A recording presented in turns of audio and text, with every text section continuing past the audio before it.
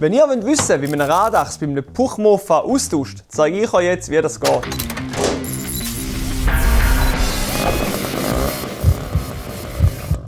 Und zwar geht es in diesem Tutorial um Puchmofas mit den 5-Stern-Gussfelgen und einer Steckachse. Wenn ihr wissen wollt, ob die Achse auch bei euch als Mofa passt, checkt unbedingt den Online-Shop ab. Wir haben nämlich ganz viele verschiedene Achsen für verschiedene Mofas. Leset unbedingt die Beschreibung. Das Produktmanagement hat sich sehr viel Mühe gegeben, um dort ausführlich zu beschreiben, ob es auch passt. Das Produkt ist jetzt für die Hinterachse. Ich zeige euch gerade hier an diesem Modell, wie das funktioniert.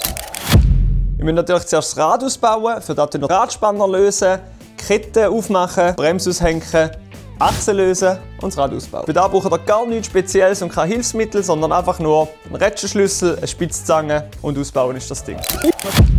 Jetzt ist es Zeit, um die Achse auszupacken und ich zeige euch, wieso das so geil ist. Und zwar hat die einerseits Farbmarkierungen, das ist wie bei Ikea, einfach in richtig gut.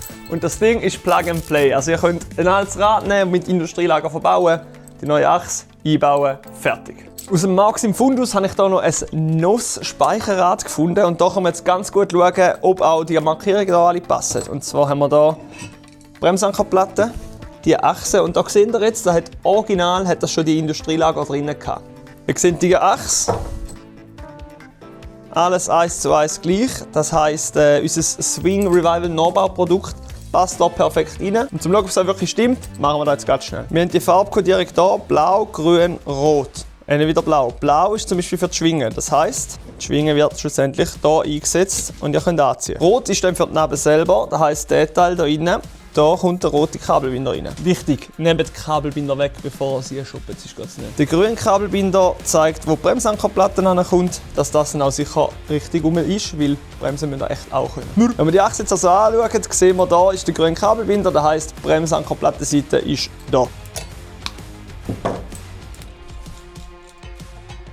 Da haben wir den roten Kabelbinder gehabt, das heisst, da ist der Nebenkörper mit dem Lager. Auf der anderen Seite kommt jetzt zuerst die Stanz, dann kommt hier die Schwingen an, das heisst, da außen kommt wieder Unterlagsscheibe und die Motor. Das ist so bereit zum Einfahren. Dann können wir hier den grünen und den blauen wegmachen. Der grüne ist ja, wie gesagt, vorher für die Bremsankerplatte. Außen kommt dann direkt die Schwingen an und wieder die Sicherung der Schwingen. So, Bremsankerplatte drauf. Kontrollieren, ob sie drüllt, das ist immer wichtig. Dann kommt hier natürlich wieder die Schwingen und wieder die Sicherung. So. Jetzt können wir kontrollieren, ob uns die Schwinge dann hier auch reinpasst. Nochmal ein bisschen lösen. Die Schwinge ans Nussrad anheben. Ja, es sagt ja niemand etwas am Markt, dass man das braucht. Vorsicht! Voilà. Ihr seht, die Stanz passt. Da könnt ihr jetzt anziehen. Die andere Seite auch. Und Plug and Play ist die Achse gewechselt. Wir haben natürlich das nicht nur fürs Hinterrad, sondern auch fürs Vorderrad. Dort natürlich noch viel krasser, weil hier arbeiten wir noch mit Kronen, hier auch Industrielager. Das Ding fährt nachher endlich geradeaus und nicht wie ein Einkaufswägeli durch die Coop, wenn ihr Fisher Price Rollschuhe posten. Ich weiß nicht.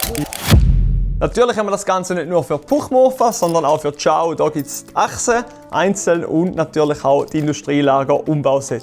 Also unbedingt abchecken im Shop. Egal ob Revival fürs Hinterrad oder Ingenious fürs Vorderrad. Bei Swing geben wir uns Mühe, dass man wirklich für alle Probleme eine gute Lösung findet. Jetzt, wo ihr wisst, wie man das Ding umbaut, packt euch die Achse, schmeißt es in den Warenkorb und auch ihr fahrt wieder geradeaus.